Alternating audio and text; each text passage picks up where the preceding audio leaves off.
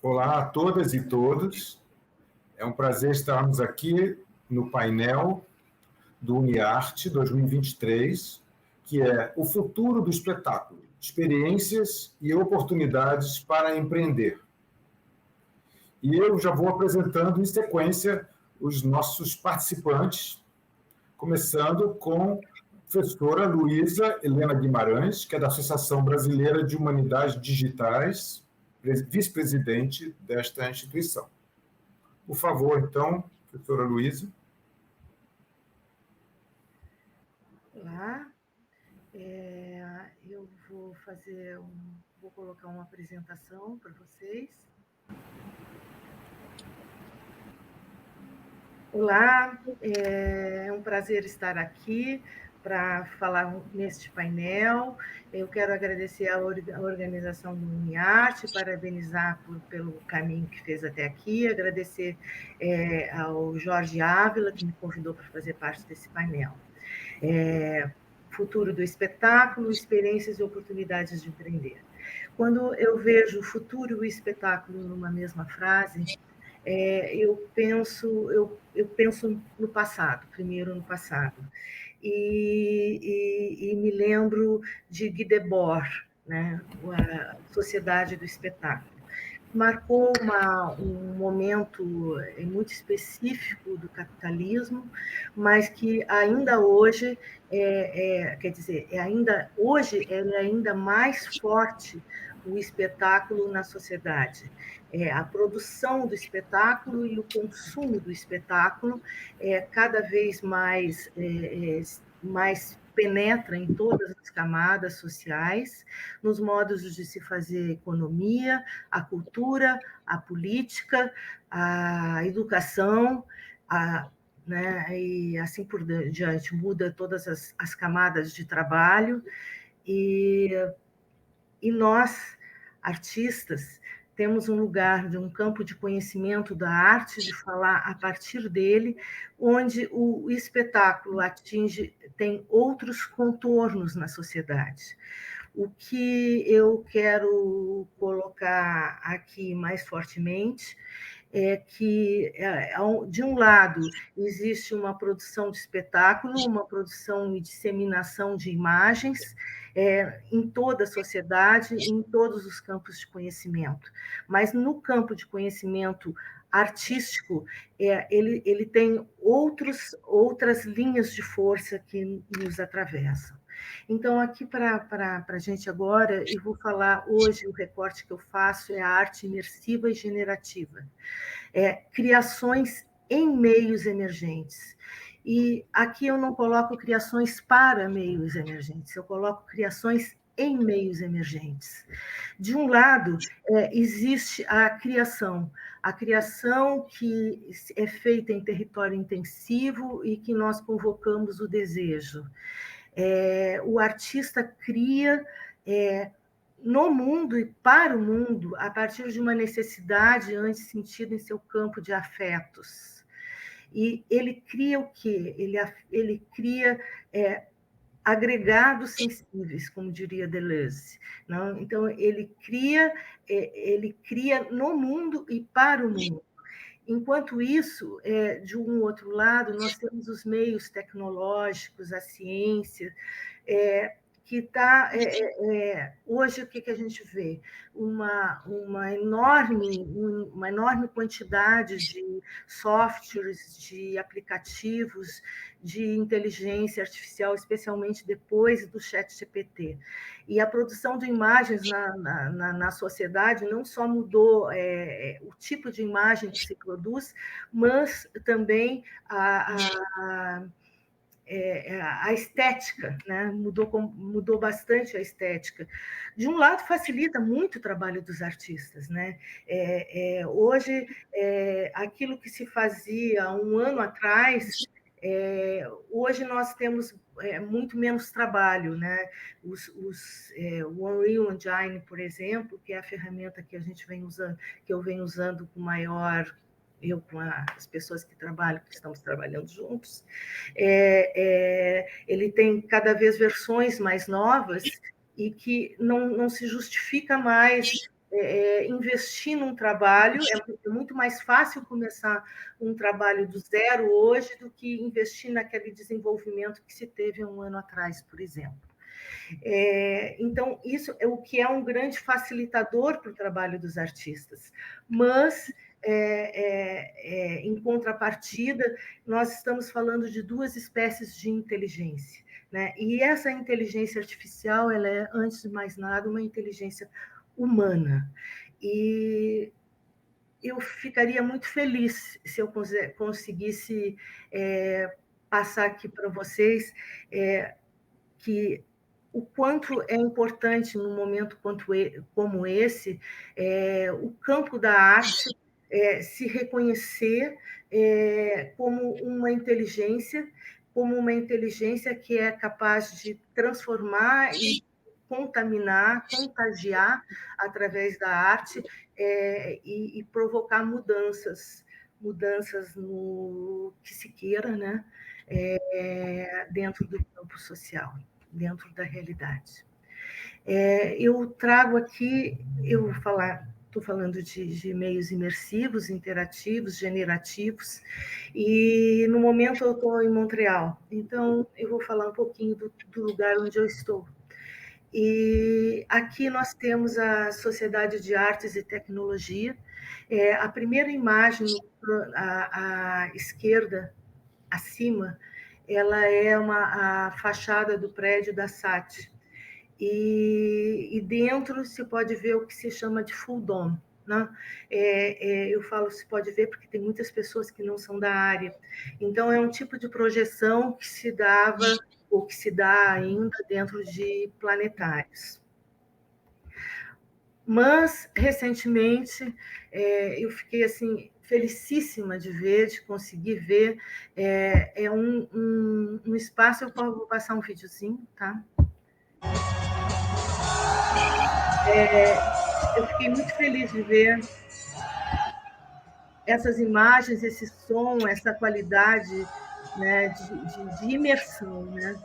Para mim, eu gostaria de ir, aqui no vídeo vai perguntar se gostaria de ir, eu gostaria muito de estar lá, de poder ver, porque falando de imersão, não dá para a gente passar sem olhar esse domo de Las Vegas, né? Onde foi apresentado esse show do YouTube. Também aqui aqui de Montreal, né? A gente agora, eu sei que tem alguns festivais no Brasil atualmente, tanto no Rio quanto em São Paulo, mas aqui a gente está tendo o Electra, que é o que eu encontrei mais próximo daquilo que eu gostaria de ver em arte imersiva, generativa, mas ela é também bastante live cinema. Né? Os artistas se apresentam bastante como se apresentam em uma apresentação de live cinema. O que eu achei interessante foi que, para as palestras, eles estão chamando os artistas, as pessoas, os campos transdisciplinares, para perguntar também sobre o futuro. Né? Então, o futuro é a questão que nos atravessa, né? O futuro é o que vem determinando o nosso presente, porque a gente está imerso em tantos mecanismos de predição de futuro e tantas inovações diárias, e a gente se pergunta né, com qual ferramenta a gente cria, com qual ferramentas os artistas vêm criando. Eu me pergunto quais são as ferramentas que eu crio. Então, em algum momento, falando de empreendedorismo, eu precisei ser também, os artistas hoje em dia precisam ser empreendedores.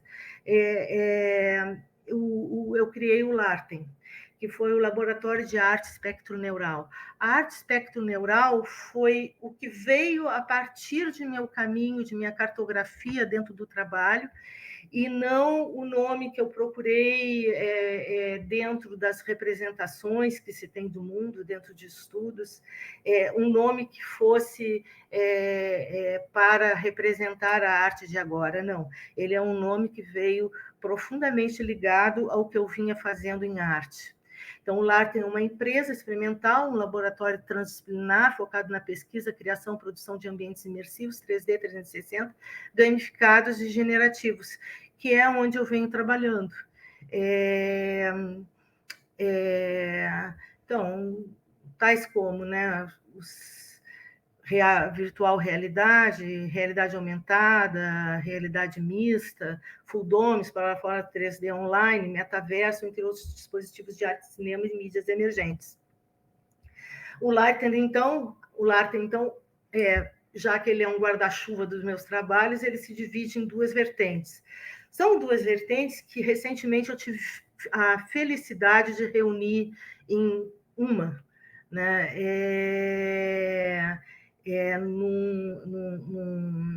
Num pós-doctor que eu estou começando na ECA USP.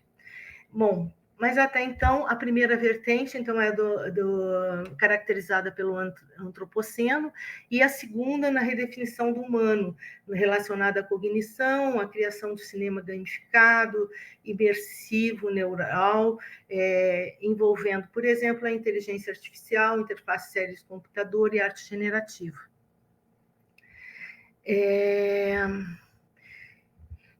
Então, o que eu estou falando para vocês ali são em 3 modos imersivos, 4 modos imersivos. O panorama 360, que é representado por essa primeira imagem, que é como se fosse uma grande cúpula, né? O full dome, que é de vários modos que aparecem em planetários, ou nessa configuração que eu mostrei em primeiro lugar no Domo de Las Vegas. Os óculos de realidade virtual, virtual realidade, mais recentemente metaverso. Eu não vou passar por todo o trabalho, eu só que existe um caminho que, embora eu venha, o estudo de panorama, por exemplo, foi desde o início dos anos 2000, e os estudos que eu venho fazendo com ressonâncias magnéticas de cérebro também datam dessa época. Então, foram as 2 correntes que eu fui desenvolvendo, 2 poéticas que eu fui desenvolvendo, e que passam por um dispositivo panorâmico de rede, e que em outro momento talvez eu consiga mostrar mais para vocês, uma produção de imagens em tempo real, por meio de webcâmeras. Um outro dispositivo que também pretendia ser um panorama 360, mas que ele foi mostrado em imagem linear. Foi feito em Barcelona, 11 de setembro. Vou passar pelas imagens, tudo isso existe na internet, pode ser acessado os vídeos. Então, ele se dividia, uma coisa importante para a poética que eu venho desenvolvendo, são os pontos cardeais norte, sul, são imagens, então, norte, sul, leste, oeste, e pontos intermediários. Aqui eu utilizei sempre um imaginário do mundo e o meu imaginário do que seria esses 8 lugares do mundo, né, localizados, georreferenciados no mapa mundi, né? Quer dizer, como se pensando num centro e na distância desse centro, né? Por uma outra relação de ideias, o pensamento foi ao contrário. Aqui foi pensado de fora para dentro. O georreferenciamento foi feito nos pontos cardeais, tendo como referência o mapa mundi. Tá? E esse foi o Intransturte Panorama, que vem já falando das questões ambientais. Nós usamos mineração de dados, foi muito importante para esse trabalho. E por que a importância da mineração de dados? Porque nós conseguíamos trazer tudo o que estava sendo falado numa rede social, em tempo real, para dentro do dispositivo que tínhamos criados. Esse aqui é um loop central, foi uma imagem tomada em Angra dos Reis, e esses são os pontos georreferenciados, norte, sul, leste, oeste, e pontos intermediários.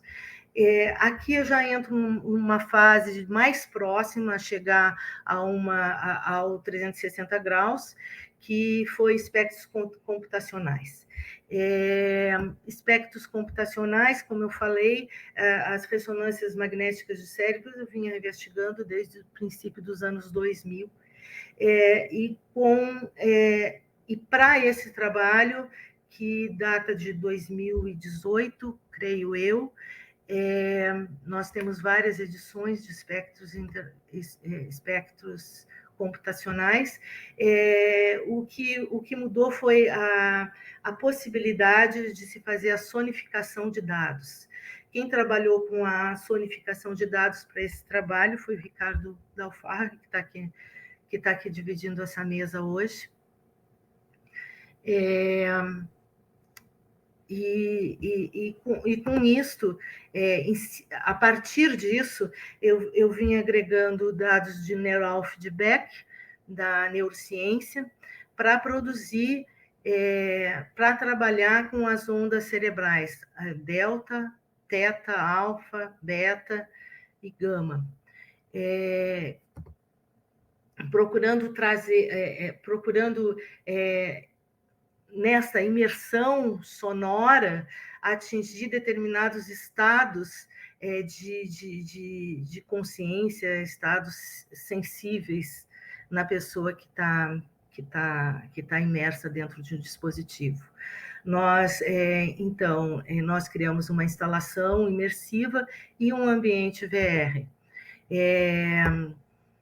Deixa eu ver aqui, são imagens das falas. Essa interferência com ressonâncias magnéticas é uma instalação que permanece no Lab Sônica, do eFuturo. Esse é o projeto. O que eu gostaria, a gente está falando de imersão, e aqui, apesar de a gente não estar contando com meios imersivos como realidade virtual, que eu vou tratar logo adiante, essa sala era tremendamente imersiva. As pessoas que estavam, existia toda uma configuração de caixas sonoras distribuídas de música eletroacústica, essa que foi feita a partir das ressonâncias magnéticas do cérebro, e também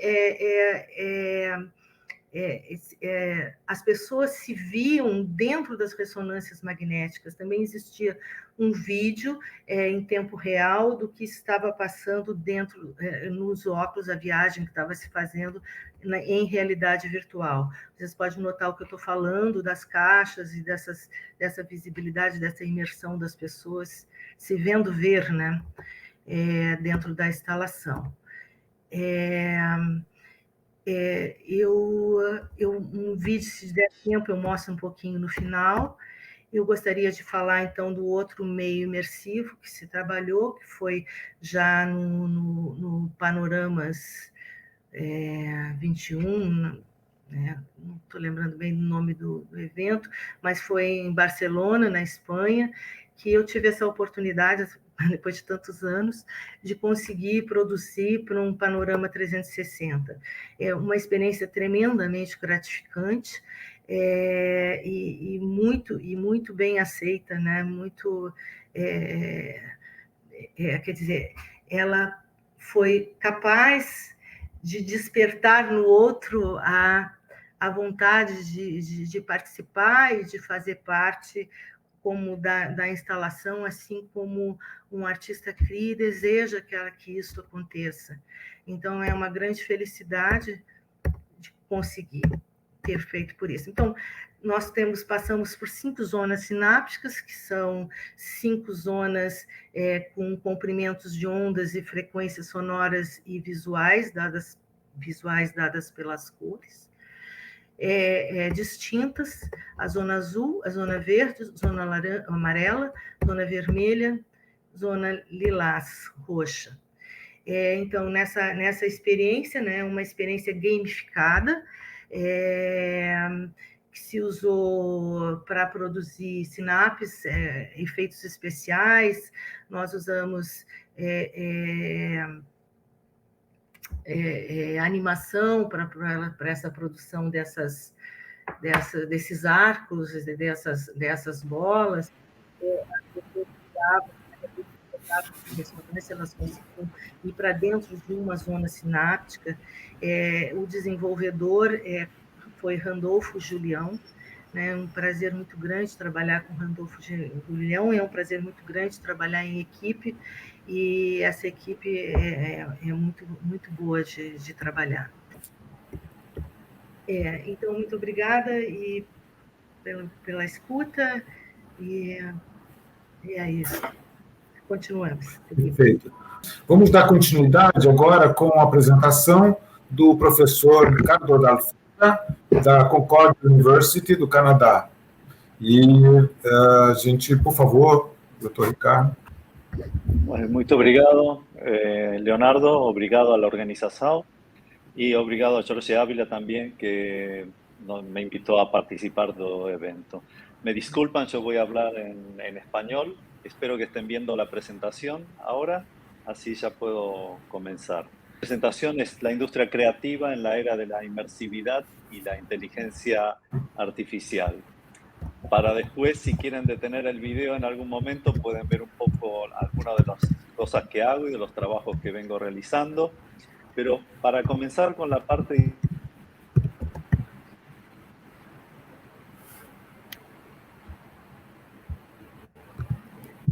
diciendo qué nos puede gustar, nos indican hacia dónde ir, qué ver.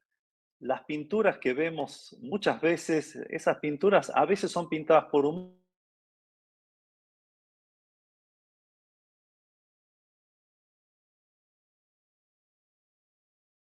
pocos. Hay muchos artistas que trabajan hoy en día en creaciones de distinto tipo con sistemas de inteligencia artificial. Claro,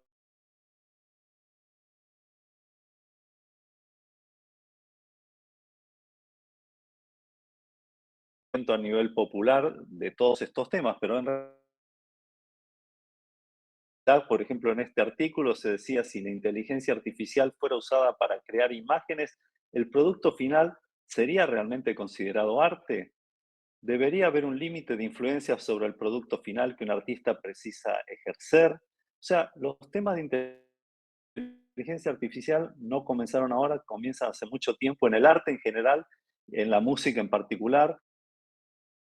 En este libro de Joanna Zilinska, por ejemplo, se pregunta, ¿pueden ser los computadores creativos? Y todo este tema en cuanto a la incidencia de las máquinas y en particular de la inteligencia artificial en los resultados es algo que se viene discutiendo hace mucho tiempo. Así como el libro de Zilinska, por ejemplo, los libros de Lev Manovich, cuando habla de los ecosistemas de la cultura global y cómo la inteligencia artificial ya cumple un rol fundamental, como dice acá, él la recomienda o que debemos ver, oír, leer y comprar. Entonces, este es un periodo cultural caracterizado por una escala sin precedentes en la producción y circulación y también en la integración global de todo lo que es producción y reutilización cultural. Los escritos de Lev Manovich son muy interesantes en cuanto a este tipo de enfoque.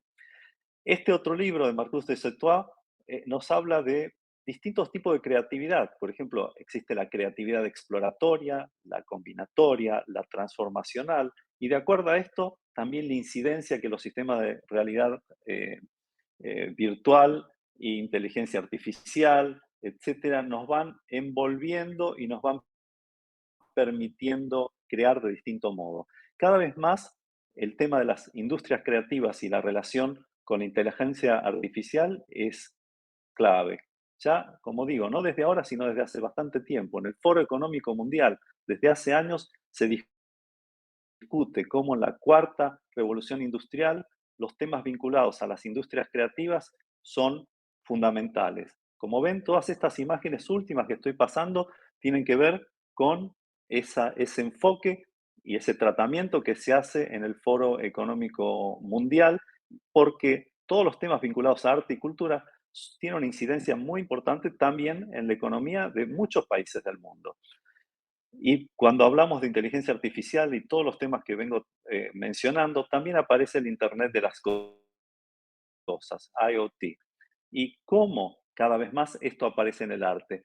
Y desde luego surge también la cuestión de nuevos trabajos pérdida de trabajos, si la revolución de la industria 4.0 va a afectar también a las industrias creativas. Sobre esto, desde luego, hay muchas discusiones y uno no puede asegurar cuál va a ser el futuro. Sin embargo, sin embargo, sí hemos visto por los desarrollos de estos últimos años que hay una incidencia de la inteligencia artificial en lo que se crea, pero finalmente terminan siendo nuevos trabajos los que se van creando a partir de los humanos que intervienen en las producciones junto con las máquinas. Y aquí paso a algunos proyectos más, como el de Rafael Lozano Hemer, cuando trabajó a través de Internet, ya en el cambio del año 99 al año 2000, en el Zócalo, en México, un proyecto donde las luces que se enfocaban al cielo estaban condicionadas por mensajes que llegaban a través de Internet. Estamos hablando de hace unos 23 años atrás. Cómo todo esto, a partir de los mensajes de la inteligencia de las personas, terminaba en un sistema que finalmente se proyectaba. Todos estos son antecedentes, como los trabajos también de Eduardo Rec Miranda, brasileño, pero que vive en Inglaterra, que trabaja en música, en un espacio muy interesante a partir del análisis de inteligencia artificial y de vida artificial y cómo esto se puede aplicar en el mundo de la música. A veces ni nos damos cuenta en el resultado porque de pronto el resultado finalmente aparece en una orquesta o en un grupo de cámara y otras veces en un sistema que es netamente electrónico. Pero el comienzo fue tal vez a partir de una interfaz con ondas cerebrales. Y como decía, el tema de arte y cultura, el Foro Económico Mundial, nos lleva a decir que el arte no es apenas una forma de conocer el pasado o entender el presente de una sociedad. Ese es también un elemento sustancial en la construcción de su futuro. Por eso, cuando hablamos de música, de arte, hablamos hoy en día de computación cuántica, también tiene una incidencia en el mundo de la música. Como decía, las interfaces que pueden leer cierto tipo de ondas de nuestro cerebro y transformar eso en resultados musicales, o lo que está sucediendo con algunas empresas en China, que sistemas de inteligencia artificial en los últimos meses ya han lanzado al mercado más de 1000 canciones, donde no hay nadie que cante, es un sistema artificial el que está cantando y nosotros ni nos damos cuenta si es una máquina o un ser humano. Y también la cuestión de la generación o pérdida de trabajos que el Foro Económico Mundial está analizando, y en este tipo de gráficos el tema de las industrias culturales también aparece como un factor a tener en cuenta y los invito a explorar este tipo de información porque puede dar luz a este tipo de situaciones. Entonces, hablando de música, arte y nosotros los humanos, finalmente, que es lo que nos interesa, y ya que en estos pocos días que han pasado antes de esta presentación, vivimos el comienzo de una sorpresa porque vimos un domo gigantesco que costó 2.600 millones de dólares o algo parecido, donde YouTube estuvo mostrando, digamos, su música en un contexto muy especial. A partir de eso, y como hablamos de inteligencia artificial e inmersividad, me gustaría dar paso, claro, a un proyecto mucho más modesto, pero que sí tiene sus raíces desde hace muchos años también en cuestiones de inmersividad. Por eso voy a ir pasando imágenes mientras voy hablando de Understanding Visual Music, que es un proyecto que comencé hace unos 12 o 13 años y las primeras instancias se hicieron en Montreal, también se han hecho en Brasil, uno de los simposios Understanding Visual Music se hizo en la Universidad de Brasilia, también se hizo en Argentina, y son instancias donde trabajamos con formatos más o menos tradicionales de lo que llamamos música visual, pero también en planetarios, en sistemas inmersivos donde estas posibilidades dentro de un planetario, este es el de Buenos Aires, por ejemplo, cómo podemos trabajar en estos sistemas en una especie de realidad inmersiva colectiva, donde podemos compartir imágenes, muchas veces abstractas en la mayoría de los casos, pero no siempre, imágenes que proyectadas sobre un domo nos dan una sensación especial de inmersión. A veces lo hacemos en Buenos Aires, como en esto que estoy mostrando, lo hemos hecho, por ejemplo, con el planetario de la Universidad Federal de Santa María, donde muy pronto vamos a hacer un evento donde vamos a participar con algunas muestras de trabajo full dome. Y hasta hemos hecho oficinas, talleres de Full Dome para explicarle a la gente cómo trabajar y producir para entornos Full Dome. Algo muy original, digamos. Es muy raro que alguien pueda producir y mostrar su obra en un domo como el de un planetario.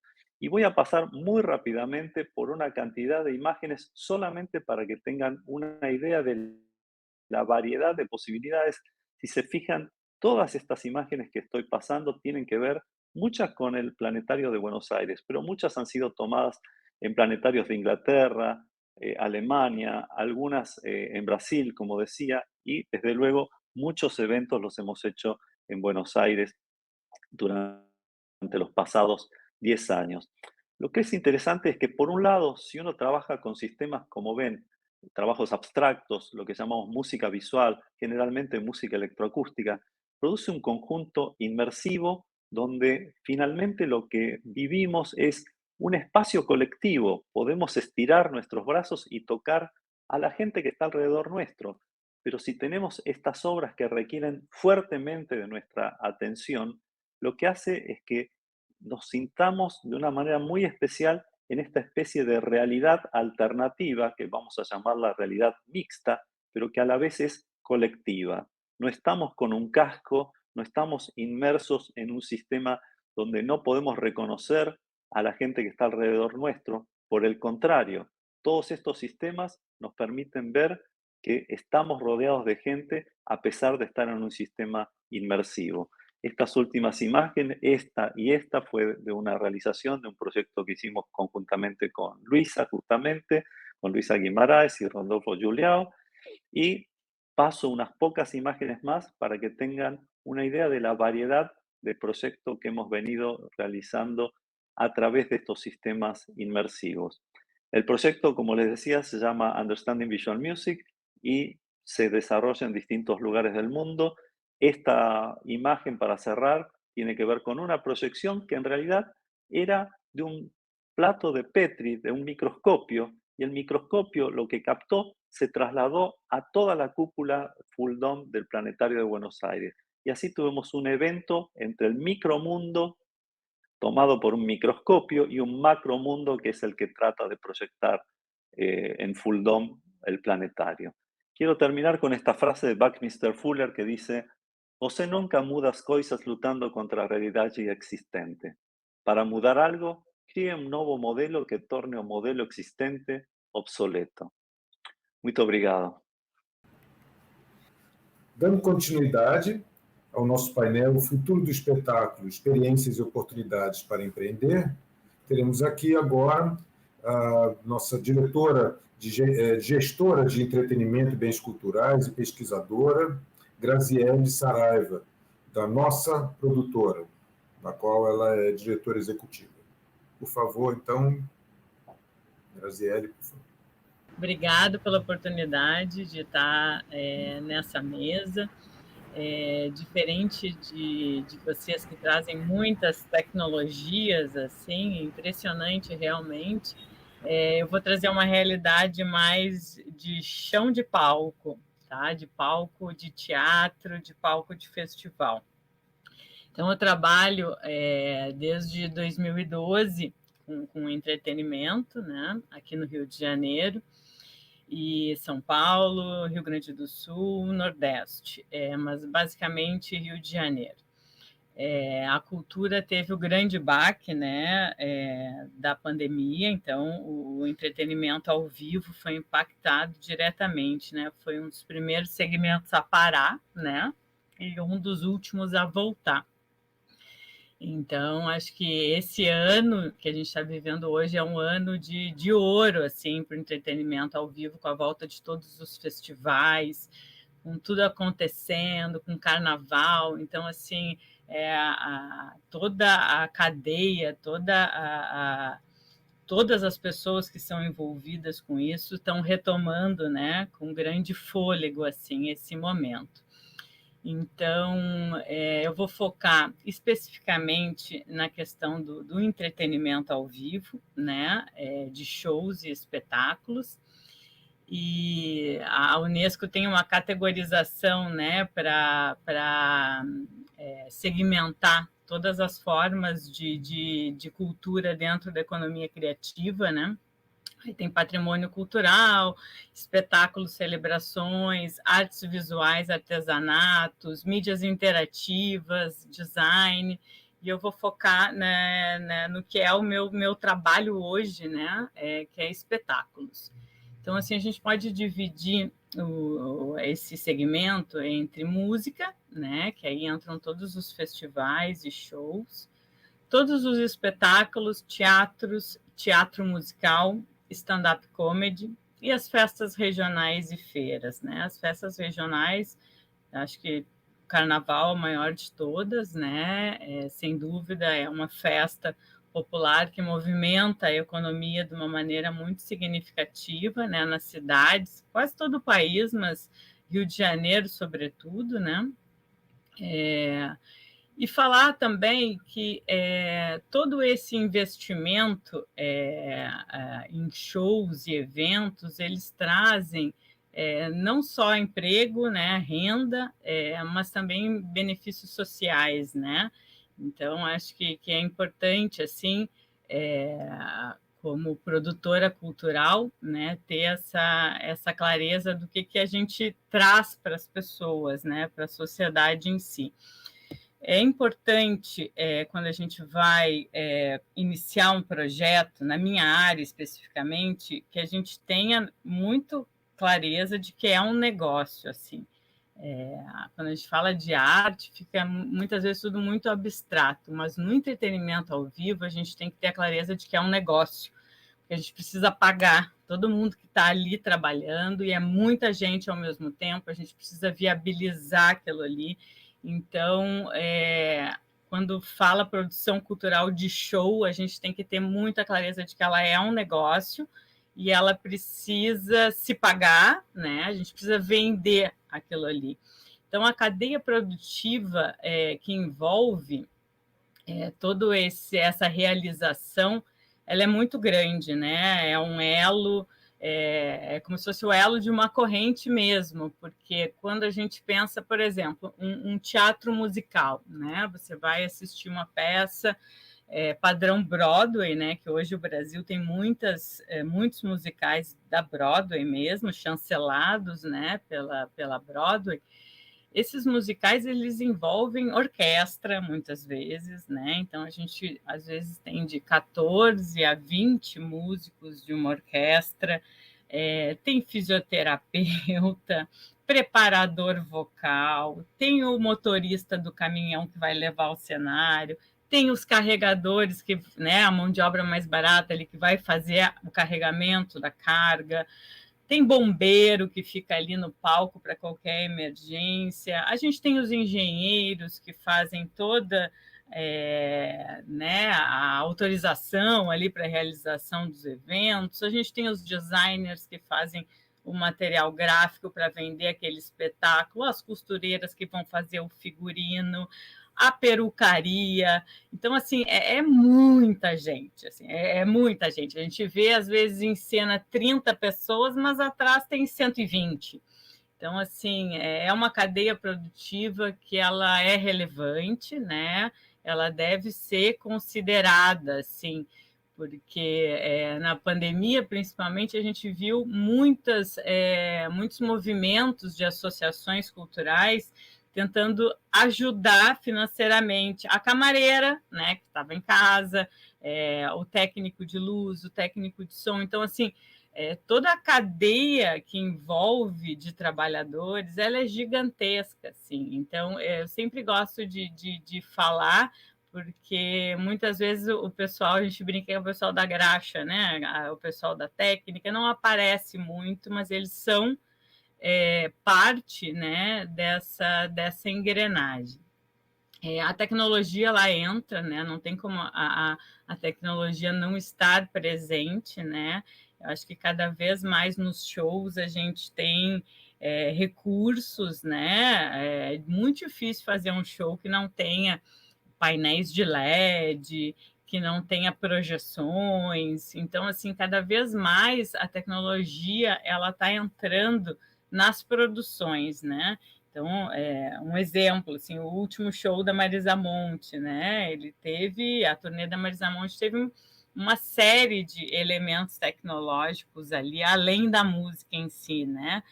Então, eu acho que hoje o entretenimento vive, hoje não, já acho que na década recente, o momento da experiência, né? Então, assim, as marcas, quando elas se envolvem com projetos culturais de espetáculo, elas querem proporcionar experiências, né? Então, assim, a experiência que vai levar a emoção, que vai gerar aquele sentimento de pertencimento, que vai criar memórias. Então, as conexões culturais elas estão muito hoje em dia voltadas para esse é uma forma de marketing também, mas realmente ela é eficaz. Hoje não tem como a gente falar de entretenimento, né, sem falar de experiência, né, sem o marketing dessas experiências. Eu listei algumas etapas, tá, do entretenimento ao vivo, que eu acho que são etapas que são além da produção em si, que é importante, assim, para quem não tem conhecimento desse segmento a fundo, acho que é legal de mostrar, porque vai desde o artista com seus empresários, as empresas que fazem, né, as produtoras que fazem as contratações, né, os contratos, toda a produção executiva, que tem todo um estudo de viabilidade financeira, de logística, de orçamentação, toda a parte operacional, que é para colocar aquele evento em pé, né? A infraestrutura, o que as pessoas vão beber, onde as pessoas vão ao banheiro, onde elas vão comprar bebida, os espaços em si, que são as venues, as casas de show, os ginásios, as arenas, as tiqueteiras, então também faz parte, né, da cadeia, assim, nessa engrenagem. A questão do marketing e da comunicação, que a gente tem que fazer a venda desses shows, né? E todo um estudo depois de fechamento financeiro. O meu tempo acabou?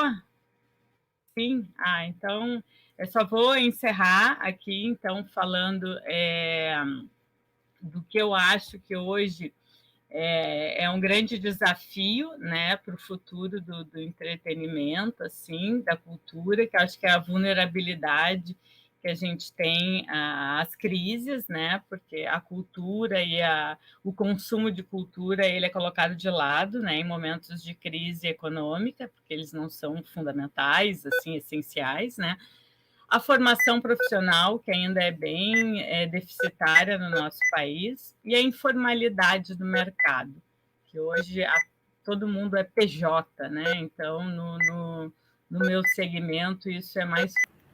Muito obrigado, Graziele Saraiva. Foi bastante elucidativa, né, a sua apresentação.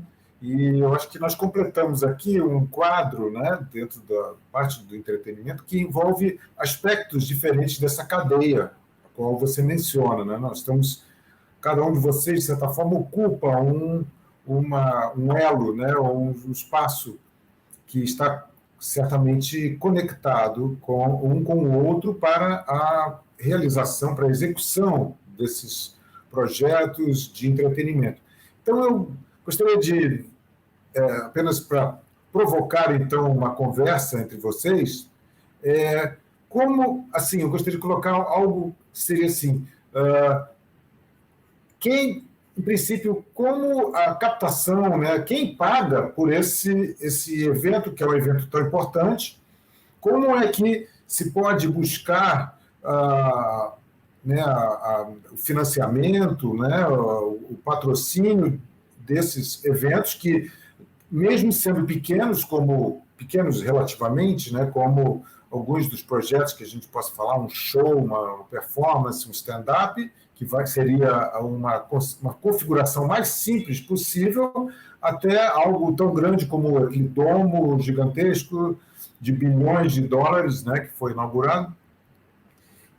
Será que o Estado deve participar Ou será que a gente deve confiar totalmente na iniciativa privada? E como é que nós que somos membros dessa cadeia devemos buscar essa conexão, talvez entre os diferentes, né, financiadores, né? Ou devemos simplesmente deixar que o mercado decida, eu quero assistir aquilo, ou eu quero assistir a outra coisa? Como é que a gente pode pensar nisso e colocar, sendo vocês membros dessa cadeia?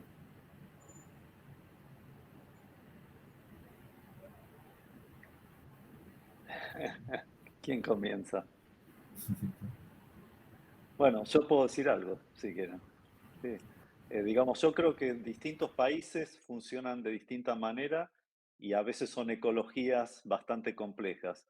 Por ejemplo, tanto en Argentina como en Canadá, digamos, la fuente de financiamiento depende mucho del tipo de show. Hay shows que atraen a miles o decenas de miles de personas y que van a tener un financiamiento, digamos, como lo decía recién Graciela, va a tener seguramente un financiamiento y el sector privado juega un rol fundamental, a veces con alguna incidencia del Estado o no, y generalmente va a ser un sector privado. Pero en otros casos, puedo decirles cómo funciona, por ejemplo, en Canadá, yo estoy hablando desde Quebec ahora, aquí, claro, hay muchos shows que son totalmente privados, pero el Estado en general, ya sea el Estado federal o el Estado provincial, ayuda en una enorme variedad de producciones artísticas.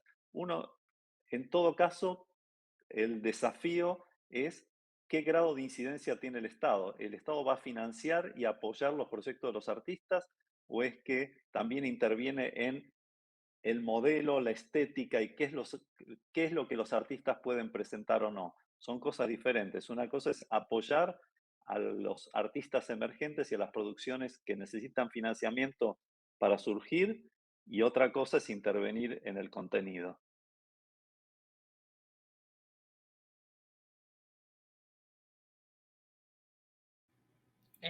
Sim, é um assunto delicado esse da intervenção, né? Eu acho que recentemente a cultura foi muito perseguida no Brasil, assim, né? Então a gente pôde sentir um pouco do como é, né, essa intervenção do Estado. Mas no Brasil, né, falando aqui do nosso lugar de subdesenvolvimento, sem as leis de incentivo, seria muito difícil a gente ter uma produção cultural do patamar que nós temos hoje, assim, eu acho.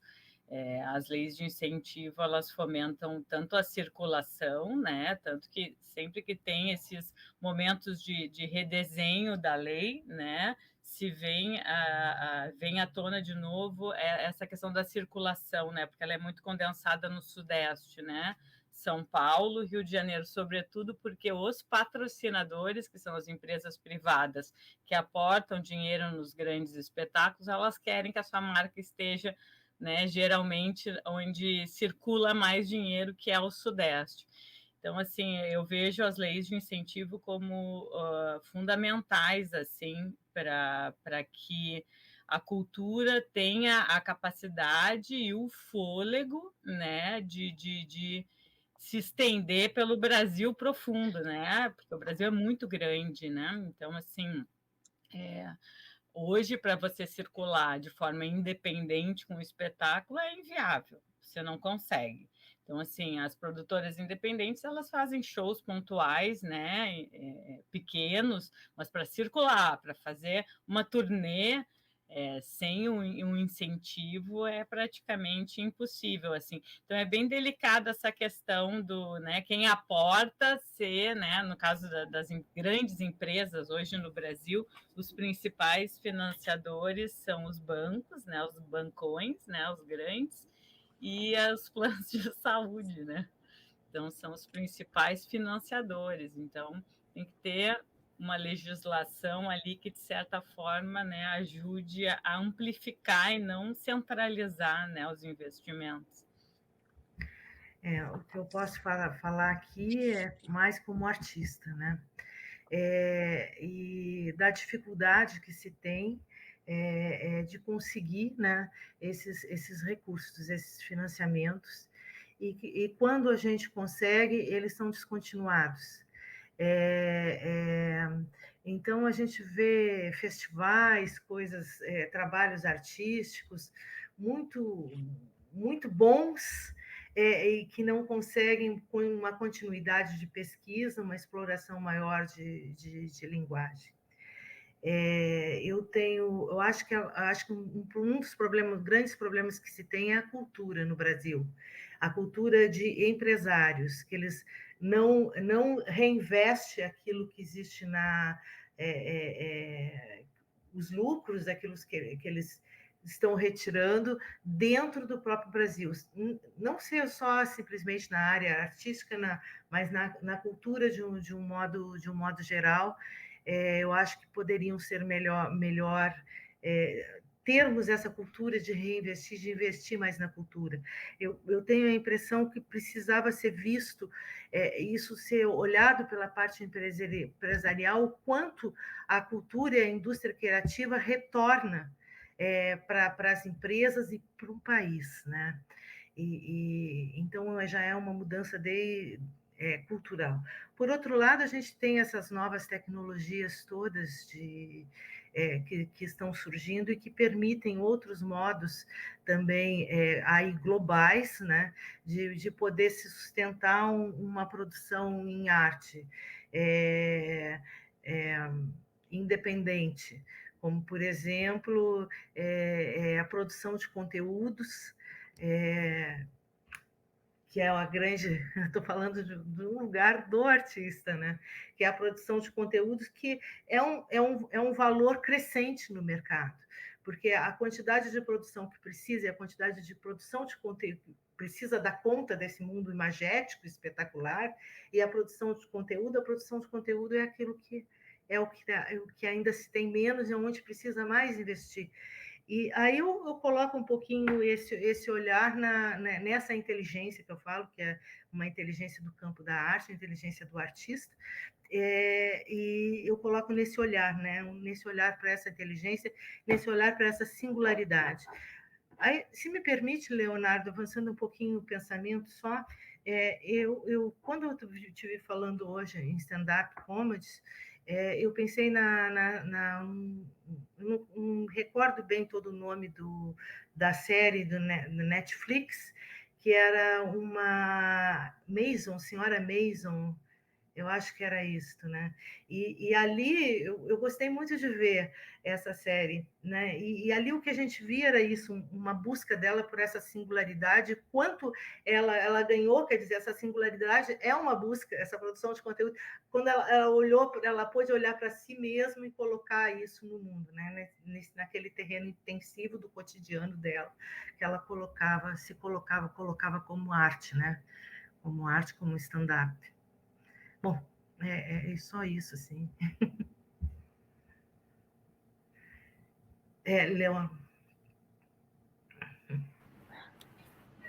Agora, uma questão para a gente, talvez, encerrar esse nosso painel, que eu acho que está bem estimulante. Claro que poderíamos nos realmente prolongar bastante, mas dentro do formato, né, desse evento, eu acho que é apropriado que a gente encerre com algo relacionado. O que vocês três são ligados ou oriundos de universidades, de programas de pós-graduação, de pesquisa, portanto, uma questão que eu acho também relevante para nós, da universidade, né, da Unirio, a UFRJ, o que nós temos a aprender, ou como nós podemos absorver nos nossos cursos, nos nossos projetos, este conhecimento que vocês estão gerando, vocês estão gerenciando tantos projetos, como é que isso pode ter vamos dizer, uma influência, né, um retorno para que as universidades passem a, de alguma forma, se atualizar e poder preparar os seus estudantes para o mercado, para essa realidade do entretenimiento.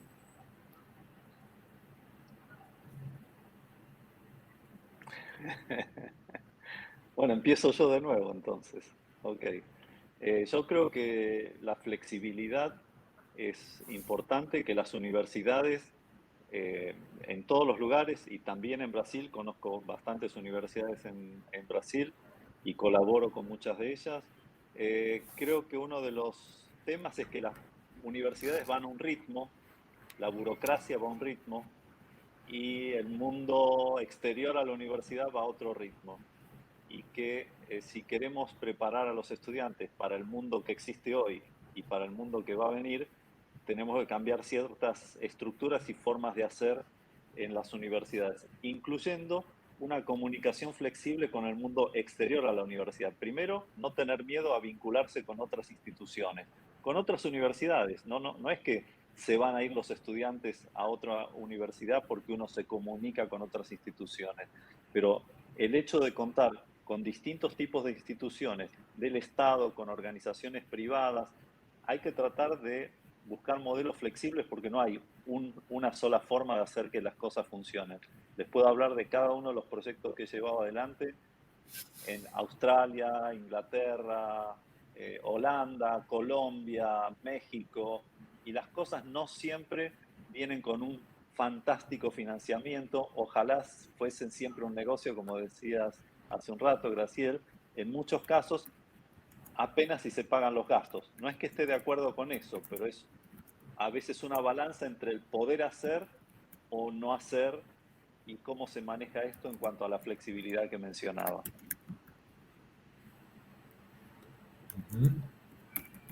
Acho que o professor falou muito bem, eu acho que é isso, a multidisciplinaridade, né, eu acho que é um fator também importante. Eu acho que cada vez mais, né, a gente tem que se abrir a diferentes áreas, assim, para conseguir se preparar. É ruim falar isso pro mercado, mas é isso, né, para o mundo, né, que é além da universidade, assim. Então, eu acho que quanto mais olhares diferentes, acadêmicos e visões, eu acho que os estudantes vão ficar mais preparados para a vida, né?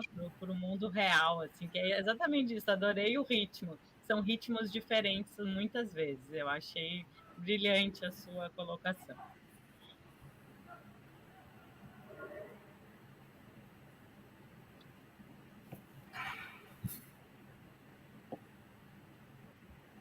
Eu sempre consegui tirar bastante proveito, porque a minha ligação com a universidade é bastante pontual, muitas vezes, é um projeto de extensão universitário,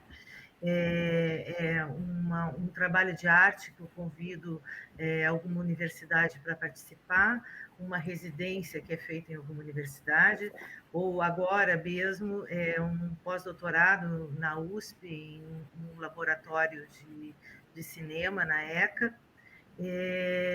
E acho que essa junção entre universidade e o artista, e muitas vezes empresa, ela promove essa aceleração de ritmos, né? E também dá um subsídio de pesquisa e de pensamento para as pessoas envolvidas, inclusive alunos, né? Ou quem mesmo está propondo a pesquisa. Sempre funcionou muito bem para mim levar a academia, a pesquisa e a produção artística. Eu acho que uma reverte para a outra de um modo importantíssimo, né? As duas crescem juntas, uma conversa com a outra o tempo inteiro e a gente consegue sempre ir mais adiante. E os debates nas universidades e os professores eles têm um conhecimento muito grande. Não existe alguém que não chegue a esse conhecimento. O modo de produção é que, para mim, anda atrás. Né? A gente poder chegar num laboratório e produzir é muito difícil. Eu, assim, agradeço a todas as parcerias que eu tive pelo caminho, que me possibilitaram colocar o pensamento em produção, né? Então, sei que o tempo é curto, me deixam falar, eu falo muito. É isso, então. Então, muito obrigado. Eu acho que nós conseguimos, né, realizar aqui nesse painel, graças a essa participação, agradecendo a aceitação do convite, a Graziele, a Luísa e ao Ricardo, e vamos adiante no UniArte. Está muito, eu acho que essa parte do entretenimento é essencial, não há vida sem cultura, sem educação, e o entretenimento ele tem um significado até às vezes mais amplo do que certos detalhes da cultura, e eu acho que nós temos que, na universidade, estar realmente sensíveis, né, atentos e participantes desse mundo, dessa indústria, dessa economia. Então, obrigado a todas e todos e até breve.